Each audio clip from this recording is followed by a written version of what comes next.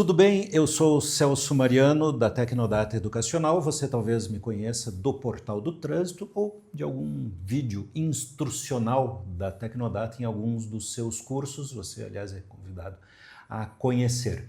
Estou tendo a honra e o privilégio de receber em Curitiba, nos estúdios da Tecnodata, Paulo César Pegas Ferreira. Doutor Paulo, muito obrigado por sua presença, por ter atendido o nosso convite. Bom, em primeiro lugar, muito obrigado pela oportunidade de estar aqui, Celso. É um prazer estar de novo aqui no Portal do Trânsito. Obrigado a todos que estão prestigiando aí. Estou disponível aí para a gente conversar um pouquinho. Então vamos falar um pouquinho aqui do Zero Morte, que é a ONG que o Paulo preside e que traz na sua essência, embora todo um enfoque, uma atenção especial para o trânsito e a violência que vem do trânsito, mas traz na essência a questão do respeito à vida, do respeito ao cidadão. E um trabalho admirável, Paulo, que você tem feito, eu queria usar esse espaço aqui agora para a gente falar sobre isso, é esse trabalho que resultou, posso mostrar aqui? Por favor. Nessa publicação. Depois na edição eu vou colocar algumas coisas um pouco mais detalhadas, mas só para você ter uma ideia, é um gibi, como falávamos antigamente, é uma história em quadrinhos. E eu sei que o HQ, né, história em quadrinhos, como formato, talvez, não sei nem se é verdade que eu vou falar, já é uma pergunta para você, talvez esteja meio desgastado, seja uma coisa da nossa faixa etária. Como é que você está lidando com isso e que objetivo é esse que te levou a desenvolver esse projeto tão bacana? Bom, Celso, eu vou começar do início, né? Vamos lá.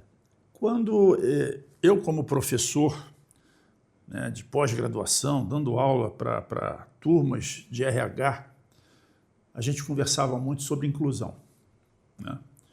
E conversava, discutia muito sobre inclusão e, de repente, eu percebi o seguinte: no Brasil, quando se fala em inclusão, é inclusão de raça, de credo e de opção sexual.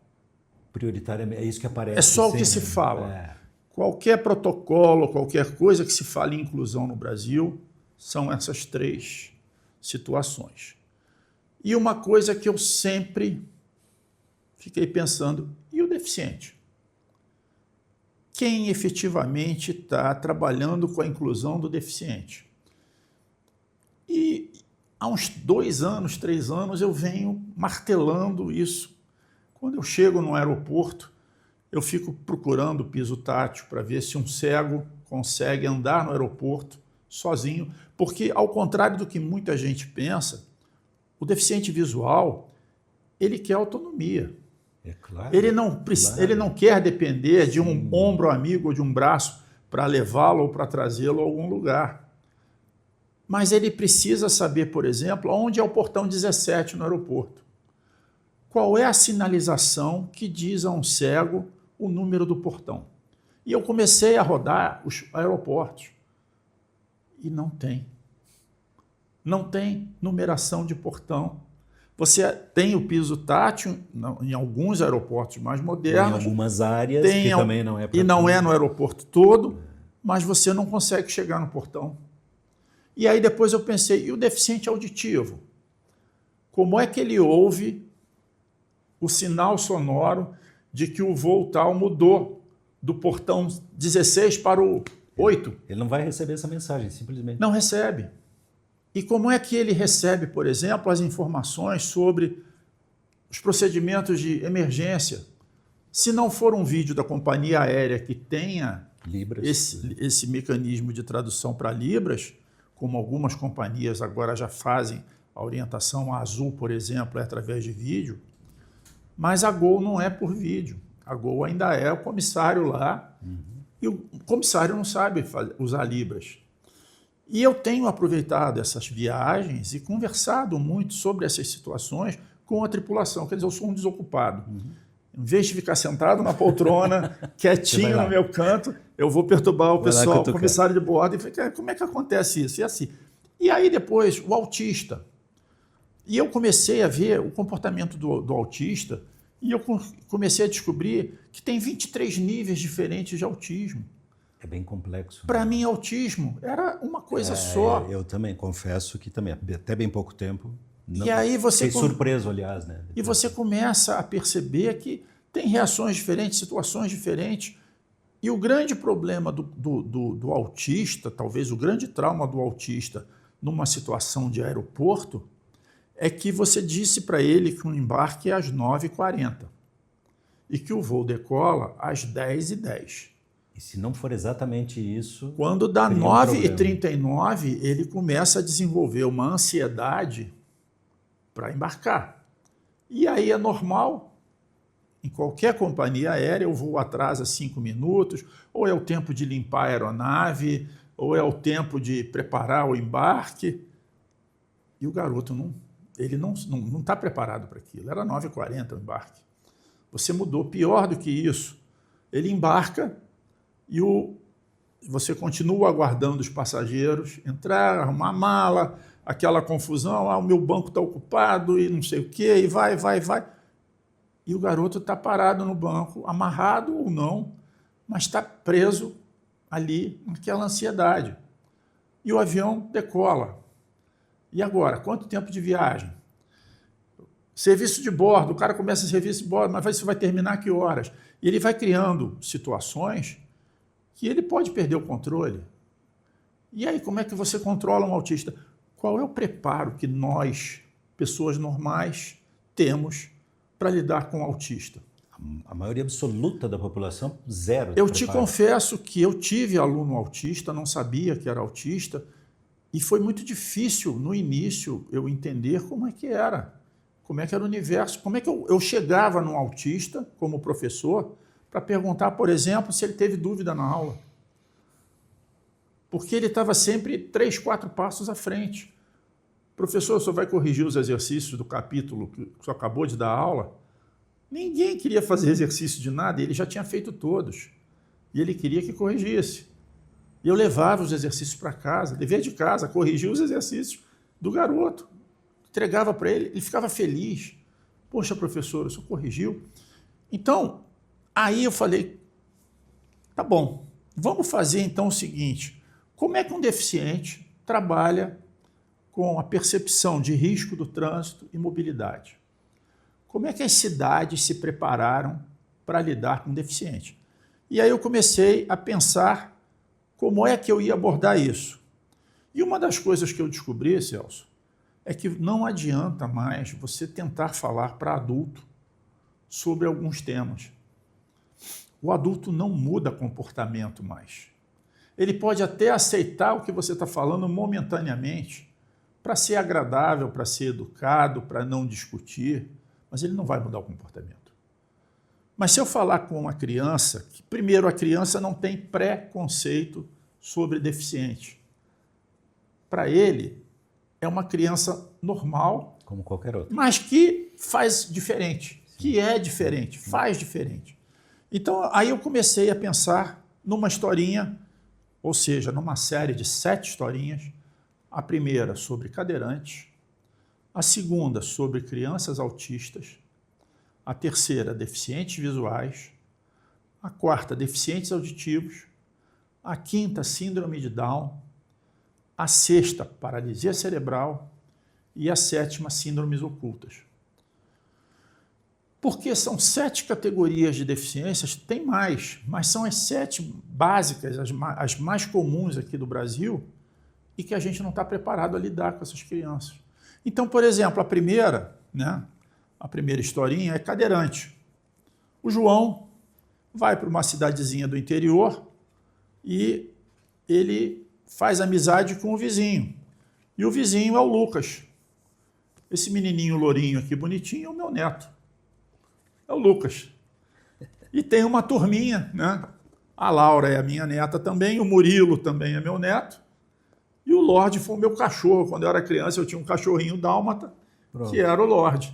Todos aí. E o João é esse menino aqui. O menino deficiente, que é o grande, o ator principal dessa historinha. Ele mora numa cidade do interior e na cidade do interior não tem calçada, não tem guia rebaixada para ele ir para a escola, não tem semáforo para ele atravessar com segurança, né, nas ruas, e ele vai para uma escola que não tem rampa.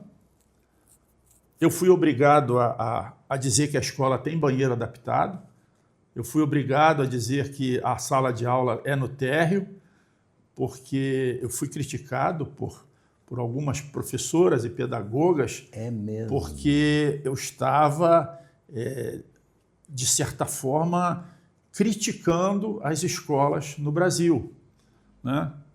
E eu falei, mas professora, eu estou escrevendo isso porque eu visitei uma série de escolas e somente 2 eram adaptadas.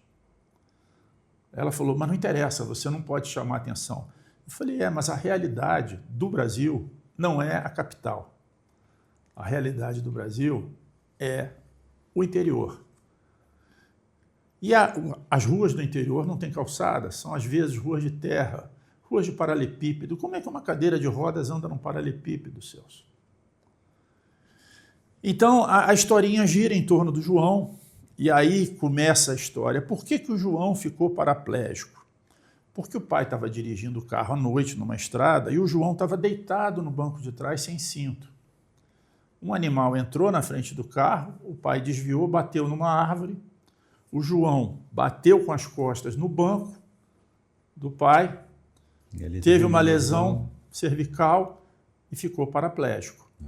Então, já é uma primeira mensagem da importância do uso do cinto de segurança e da cadeirinha para a criança.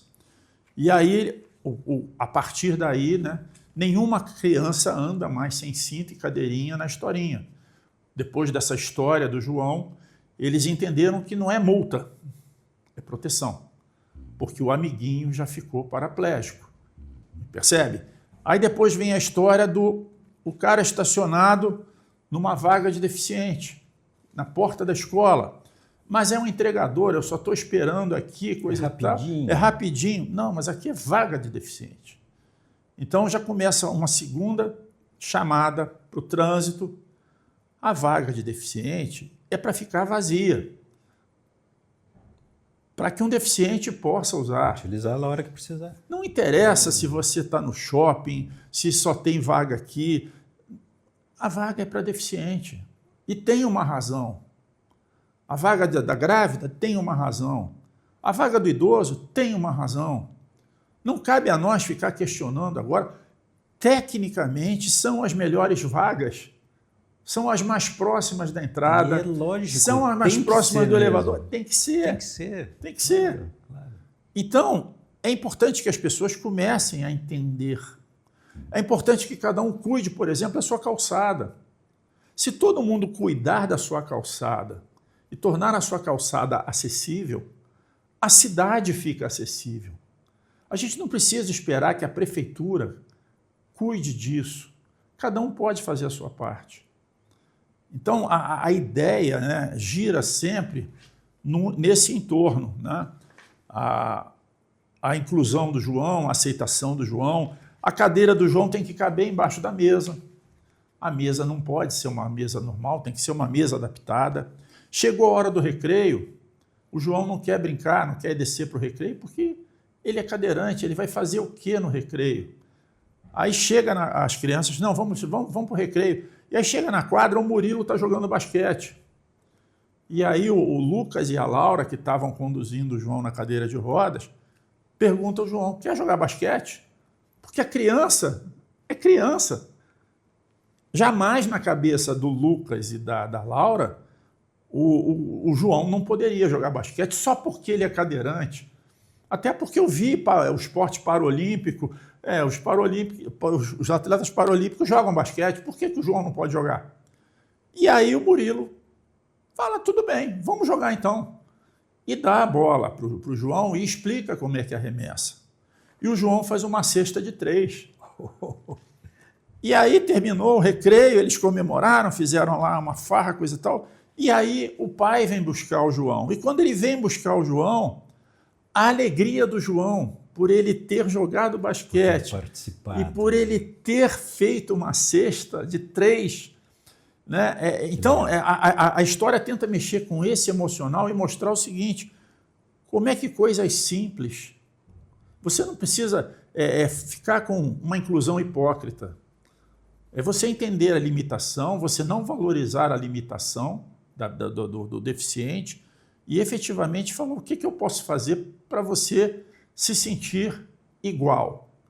E o que as crianças fizeram para ele se sentir igual foi dar a bola para ele. Tenta. Ah, mas eu não vou conseguir. Tenta. Você pode sim. E ele conseguiu. E quando ele conseguiu, eles comemoraram. Então, a ideia é efetivamente você trabalhar essa capacidade que as crianças têm de não ter discriminação, não ter preconceitos em relação a nada. Então, a historinha do João basicamente é essa. Vou dar um spoiler do autista, se você me permite. Claro. A autista são 2 irmãozinhos, um é nível 3, que é um autismo mais agressivo, mais reativo, que ele não aceita sair da zona de conforto dele. O autista nível 3, tudo para ele tem que ser dentro daquele estabelecimento claro. Então, por exemplo, se você sai com o autista 3 e você explica para ele que ele tem que ficar na cadeirinha, ele nunca mais vai andar num carro fora da cadeirinha, mesmo que ele já tenha 15 anos. Ele foi treinado que tem que sentar na cadeirinha. Então, você tem que começar a fazer uma terapia com ele para dizer que depois de 10 anos, depois de 1,45 m, você não precisa mais da cadeirinha. Porque na cabeça dele entrou no carro cadeirinha. Tá? Então, ele, por exemplo, ele fica agressivo num congestionamento porque o carro não está andando. O carro é para andar. Então, ao mesmo tempo que eu tento mostrar esse conflito do nível 3 de uma forma bem suave, porque você não pode ser muito incisivo, não pode ser agressivo, porque você, na verdade, está lidando com uma deficiência. Né? A nível 1, que é a irmã, ela tem hiperfoco, que é fixação, em código de trânsito. Tem tudo a ver com a Tecnodata. Tudo né? a ver. Eu esqueci até de botar um manual da Tecnodata aqui. Poderia ter feito um merchandising aqui para você, quem sabe. Né? E ela vai fazer um piquenique com os amigos num parque, e no parque tem uma cidade, uma mini-cidade. E eles resolvem brincar na mini-cidade. Mas quando ela chega no parque, ela não quer pisar na grama, não quer areia no pé, ela não senta no chão, ela tem medo de mosquito, ela tem medo de vento, ela tem medo de luz, tudo incomoda, barulho, ela usa um fone para abafar o barulho. Então, as crianças começam a perceber, e em vez de confrontar, não, elas aceitam. Começa a aceitar. Vamos fazer do seu jeito. Por quê? Se você começa a confrontar um autista, você tira o autista da zona de conforto e ele perde o controle, ele entra em crise. Então, de certa forma, as crianças entendem, né? Tem uma pessoa, um dos acompanhantes do autista, que é o Murilo, que já está acostumado a lidar com ela desde criança, e ele vai explicando, pessoal, tem que ser com calma, vamos fazer do jeito dela, e ele vai dando a dica para o pessoal. E eles vão para a cidade do trânsito, e aí resolvem andar nos carrinhos lá que tem. E a condição, por exemplo, do Lucas, né, que é um moleque tentado, é correr, é não respeitar a placa, e aí apito, multa. Então começa, dentro da brincadeira, né, a desenvolver o porquê que tem que respeitar os limites, para você ter tempo de reação, tempo de frenagem. E não é multa, não é multar, mas você explicar o porquê daquelas coisas, por que tem que atravessar na faixa de pedestre, para você ser visível. Então, eles começam de uma forma bastante lúdica, a menina, que é autista, a explicar o porquê, na necessidade do respeito das placas de trânsito. A ideia é você criar nas crianças uma nova forma didática de pensar o trânsito. Não porque é proibido, não porque vai multar, mas qual é a razão da placa, por que da sinalização. Então, a ideia que está por trás disso, apesar de tratar da inclusão do autista, de mostrar a relevância do conhecimento de um autista, né, é você mostrar para as crianças o porquê da sinalização de trânsito. Por que ela tem que ser respeitada? Porque se você forma uma sociedade com esse conceito de por que eu tenho que respeitar, e não que eu tenho que respeitar porque eu vou ser multado, percebe? Claro. Você começa, faz toda a diferença, né? Você começa a criar cidadania nas crianças. Uma forma de cidadania diferente. Então, de repente, agora eu virei escritor de histórias em quadrinhos, meu amigo. O terceiro é um cego, um deficiente visual, que é o Pedro. E o Pedro é um deficiente visual descolado. Ele tem óculos espelhado, ele usa bonezinho para trás. Ele, na verdade, ele tem baixa visão. Ele não é totalmente cego. Ele tem baixa visão. Mas ele explica o código Braille, como é que você lê o Braille, como é que você se posiciona, qual a importância do piso tátil, quando que o piso tátil é para seguir, quando que é para parar, por que não pode ter uma obstrução no piso tátil, seja lixo na calçada, seja um poste no meio do... Um orelhão, um poste. Né? Então ele vai mostrar as pessoas, às vezes, paradas em cima do piso tátil, aí vem o deficiente visual e acaba interrompendo o circuito, obrigando ele a desviar, com risco até dele se machucar.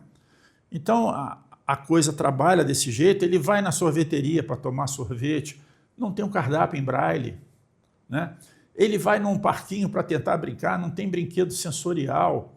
Então, apesar de ser um shopping, você vê que o shopping não está preparado para receber um deficiente visual. Aí você vai falar, poxa, Paulo, mas aí os donos de shopping, né, vão ficar revoltados com você. Meu amigo, eu corri pelo menos uns 50 shoppings antes de escrever isso. E eu vou quantos tinham uma boa estrutura? Nenhum. Às vezes você vê a botoeira do elevador com indicação do andar, às vezes você vê um mapa tátil para o deficiente se localizar, às vezes você vê um pedacinho de piso tátil antes de uma escada rolante. E eu te pergunto, como é que um cego vai subir numa escada rolante? Como é que ele vai chegar sozinho lá em cima? Se ele não tem uma noção clara daquilo ali, ele consegue depois de um treinamento. Sim. Mas é muita inocência, é muita presunção. Achar que que a pessoa vai conseguir. E aí eu faço uma brincadeira, eu não vou dar o spoiler aqui, porque é uma lenda hindu, né, que você coloca pessoas sem visão tocando parte de um elefante e dizendo o que está... Né, Como que é esse bicho? Que bicho é esse? Aí um diz que é uma árvore, um espanador e por aí vai. E aí você começa a perceber, né, como é diferente a visão do cego e pior. Aí eu tento trazer uma coisa das redes sociais. Como é que às vezes pessoas com visão parcial de um problema emitem conceitos e opiniões, né, e acham que estão tratando de um elefante, mas estão tratando da tromba, estão tratando do rabo, estão tratando da pata do elefante ou da orelha. Então, já aproveito e já jogo isso para as crianças. Não acreditem em tudo que vocês estão vendo na rede social.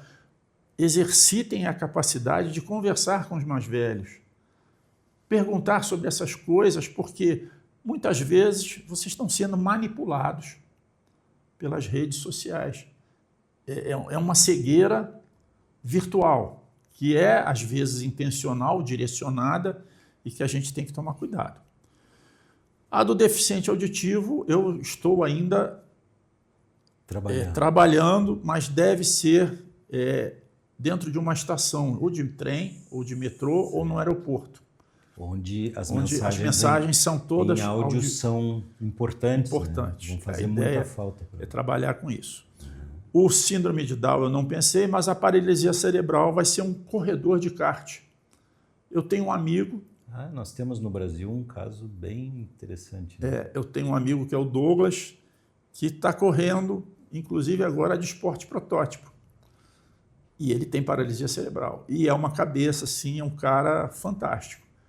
E aí, graças aí ao pessoal da Ipiranga Racing, que eu tive uma aproximação com eles me apresentaram o Douglas, e o pessoal está indo para a corrida e vai perder a rota lá, o caminhão vai se perder e vai passar na cidadezinha e eles vão conhecer o Douglas e vão para a corrida com o Douglas.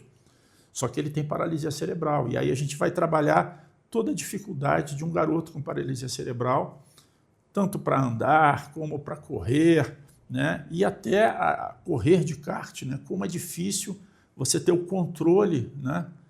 Dos braços, do pescoço, e a ideia é trabalhar isso aí. Paulo, que coisa, hein? Eu até poderia dizer assim, estamos conversando com Maurício de Souza. Não, que isso. Você não desenha, mas você certamente visualiza tudo isso no momento da criação, né? Sim. Paulo, você está de parabéns. E eu tenho certeza que quem está nos assistindo, especialmente quem, ou por ter algum caso na família, né, de uma criança, de um parente com algum tipo de deficiência, ou que, e às vezes ela aparece por conta de um acidente, né? Quer dizer, é algo que põe potencialmente qualquer um de nós numa dessas famílias que pode vir a ter que lidar com a situação de ter alguém ali com alguma deficiência. Mas eu tenho certeza que essas pessoas todas vão se interessar muito, vão querer saber como adquirir, onde que está, enfim. E eu tenho certeza também que muita gente que lida com crianças, os professores, sobretudo, né, vão se interessar, porque esse é um tema, a inclusão social é um tema prioritário na BNCC e é algo extremamente importante para o Brasil. Deixa eu continuar o merchandising aqui. Vamos lá. Essa revistinha é para distribuição gratuita, certo, nas escolas do Ensino Fundamental 1. Nós temos um patrocinador, que é a Ecopost, que financiou esse primeiro, e as outras 6 edições estão no projeto de lei da Lei Rouanet. Então, qualquer pessoa física ou jurídica que queira antecipar o imposto de renda a pagar do ano que vem, né, e quiser apostar no projeto, é só entrar no site do Zero Morte. Vai estar todos os dados. Tem os links, tem os dados. Me passa um e-mail, tem lá o contato, eu com muito prazer vou atender a todos vocês. E vocês, no próprio link, podem baixar a revistinha digital para conhecer o trabalho, né? Essa primeira já está disponível, que é do cadeirante. A única exigência vai ser o seu nome e a cidade da onde você está pedindo a revistinha. Porque a gente precisa pagar o direito autoral desse primeiro autor, né? E eu preciso também ter um controle de alcance da revistinha, ter uma ideia, né? E se por acaso a prefeitura da sua cidade tiver interesse no projeto e você puder levar para a sua prefeitura, né, é o mesmo caminho. Entre em contato comigo através do site do Zero Morte. O Celso depois vai colocar o link aí para vocês, mas é www.zeromorte.org.br. E é só entrar em contato com a gente, a prefeitura entra em contato com a gente e eu mando as revistinhas com muito prazer enquanto eu tiver revista impressa. Depois, entrando pela Lei Rouanet, algum interesse de algum patrocinador, aí a gente vai continuar a publicação das historinhas. Se não entrar nenhum patrocinador, vai ser por minha conta, enquanto eu tiver dinheiro, ou o dinheiro que eu tiver, mas por enquanto vai por aí. Trabalho nobilíssimo. E se você está assistindo isso aqui e pensa, puxa vida, mas eu nem sei como colaborar, mas talvez, se você levar essa ideia para o vereador aí na sua cidade, para o prefeito, né? Para a secretária de Educação. Para a secretária de Educação, para a diretora da escola, alguém que possa, por exemplo, puxa vida, nós queremos 50 revistas para colocar na biblioteca aqui da escola. Isso é válido? Inclusive, Celso, assim? Inclusive o que eu estou sugerindo é isso, porque as primeiras revistas nós entregamos para as crianças.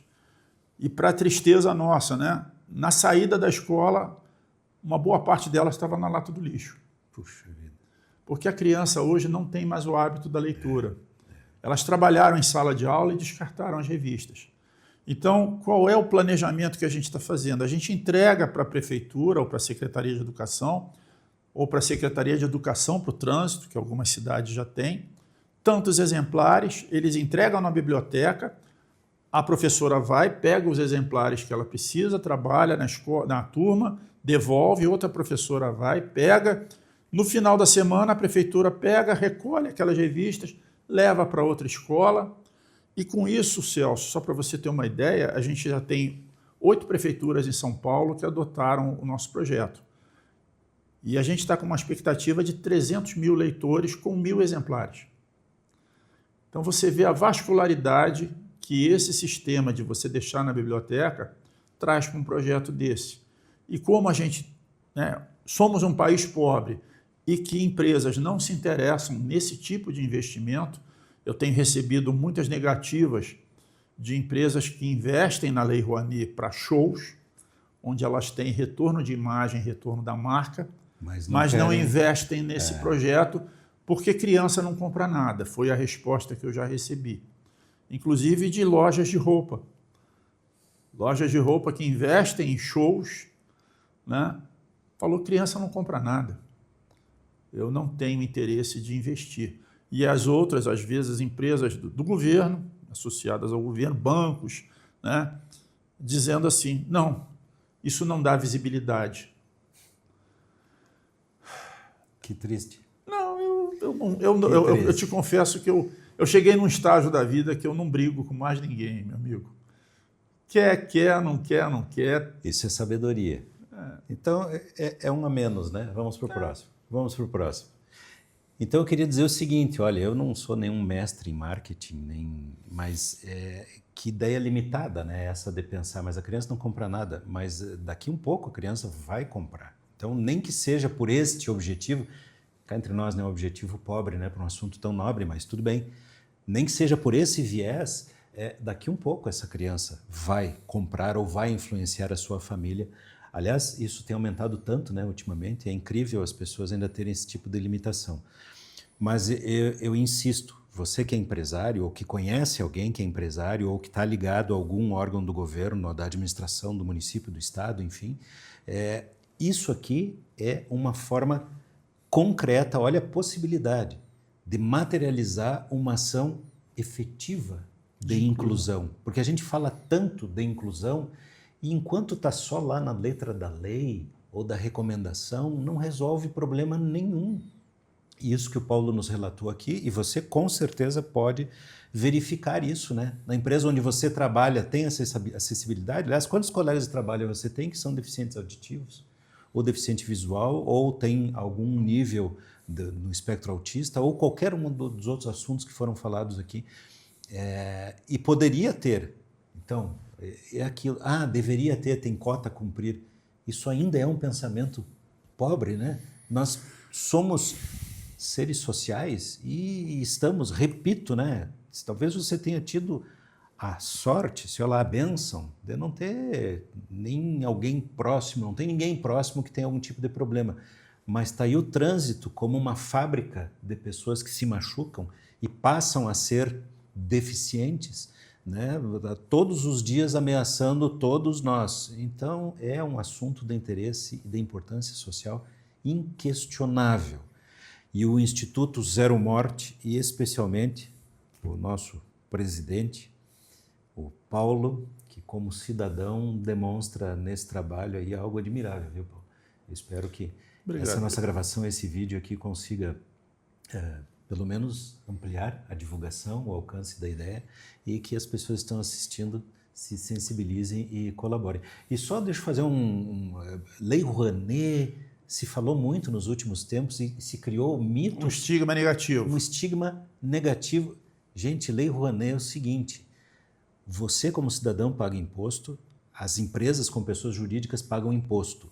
A Lei Rouanet é simplesmente assim, o governo assume que não consegue fazer todos os benefícios sociais necessários, então abre a possibilidade de uma empresa usar parte do que iria como imposto para indicar um projeto que seja de interesse social, óbvio, é por isso que não é qualquer coisa que está lá nos projetos da Lei Rouanet. Esse aqui está porque passou por crivo, porque foi aprovado como algo de interesse social. Então, tem um imposto para pagar de qualquer jeito, né? Que tal? Porque não vai fazer diferença nenhuma, você não vai pagar menos imposto, também não vai pagar mais. É o que você já ia pagar. Apenas diga que X% vai para esse projeto. Na verdade, você está antecipando, pessoa jurídica pode até 4% do imposto a pagar, usar na Lei Rouanet, e pessoa física até 6%. Então, é você optar, você só está antecipando, fazendo tipo um carnê-leão. Eu quero ajudar o projeto em R$5.000. Você pode pagar em 10 parcelas de R$500, mês a mês, faz tipo um carnê-leão.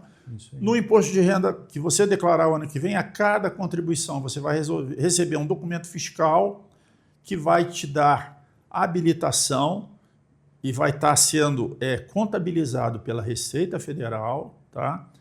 E vai te dar um abatimento no imposto de renda a pagar do ano que vem. Desse valor. Desse valor dos R$5.000 que você pagou em 10 parcelas de 500, por exemplo. A sua empresa, a minha empresa, eu não posso desembolsar 50 mil de uma vez, 10 parcelas de 5 mil, e você vai depositando aos poucos, e aí no ano que vem, na hora de declarar o imposto de renda, você tem um crédito de 50 mil, desde que ele não ultrapasse os 4%, que é o limite do imposto a pagar. Então é questão do pessoal da contabilidade ver até onde pode e a partir de onde não pode. Mas os projetos da Lei Rouanet são nesse propósito. E esse aqui, a gente não está vendendo ingresso para o show, né, e dando gratuidade. Na verdade, é 100% gratuito. As crianças receberão 100% gratuitas as revistinhas, quer dizer, as bibliotecas das escolas receberão as revistinhas 100% gratuitas. E uma historinha dessas, que você ouvindo o Paulo aqui contar e vendo as imagens aí que a gente colocou na pós-produção, que é capaz de provocar essa emoção na gente, em mim, em você, que não somos deficientes, que eu não tenho ninguém na família com um problema desse. Eu me emociono. Imagine o que vale isso, o que significa isso para um pai, para uma mãe que tem um filho com um problema. Agora imagine o que significa isso para esse cidadão que quando criança teve que enfrentar esse drama. É muito mais do que bullying, é algo que talvez a gente nem consiga mensurar, né? A dificuldade de inserção no dia a dia numa sociedade que não está preparada para recebê-los, que sequer percebe que aquilo ali é importante ou que aquela pessoa, aquela criança, enfim, está com dificuldade. É, antes de tudo, uma ação humanitária extremamente importante. Muito bacana, Paulo. Parabéns. Meu amigo, eu só posso te agradecer. Obrigado a todos aí por terem me ouvido, né? Se puderem acessar o site para conhecer a historinha, fiquem à vontade, se tiverem interesse. Pode baixar o PDF, pode divulgar, né? E, por favor, eu peço apenas que não façam cópias assim desnecessárias e ilimitadas, porque a gente tem que pagar o direito autoral do autor, né? É de graça, mas, por favor, todo mundo que quiser imprimir, entra no site, dá o nome, diz a cidade, vai baixar de graça, tá? Mas eu preciso controlar o número de acessos, porque eu tenho que pagar o direito autoral. Eu tenho esse contrato com o autor, tá? A gente não pode liberar cópias assim ilimitadas só porque é gratuito, Sim. Porque eu tenho o compromisso de pagar o direito autoral. E, por outro lado, eu tenho um patrocinador que eu tenho que prestar contas para ele. Lógico. Tá? E uma outra coisa que eu não falei, o Instituto, apesar da gente falar muito de rodovia, o Instituto trabalha com rodovia, com aquaviário, com aeroviário e com ferroviário. Ou seja, é a mobilidade, trânsito e transporte no sentido mais amplo, né? Tanto é que a ideia é que o deficiente auditivo embarque num trem, vai ser no metrô, o problema vai ser no metrô, talvez no metrô da Bahia. Eu estou fazendo aí uma proposta para a CCR, metrô CCR Bahia, para que seja no metrô de Salvador. E aí a gente pode, a CCR, ser, pela Lei Rouanet, o patrocinador da historinha lá do metrô de Salvador.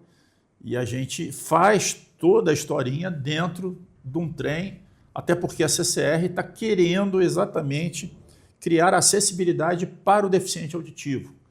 Então, o trabalho viria, né, somando com todo o esforço da CCR de Salvador, que está trabalhando nisso. Então, seria um jogo aí com uma soma, uma sinergia bastante positiva. Tomara que a CCR, né, aceite realmente participar e patrocine essa historinha, e não só essa, patrocine outras também. Todas as próximas que virão. As próximas. A gente tem conversado com muitas empresas, tem muitas promessas, mas até agora nada. Quem vive de promessa é santo. E se não tiver investimento, a gente infelizmente vai ter que dar um pause no projeto até que eu ganhe na Mega Sena, quem sabe? Quem sabe. Você merece. Paulo, muito obrigado. Obrigado a você que nos acompanhou. Deu vontade? Não deixe a vontade passar. Faça a sua ação. Esse aqui é um projeto que vale a pena, eu assino embaixo. Obrigado Tchau, a todos. Até a próxima. Um grande abraço.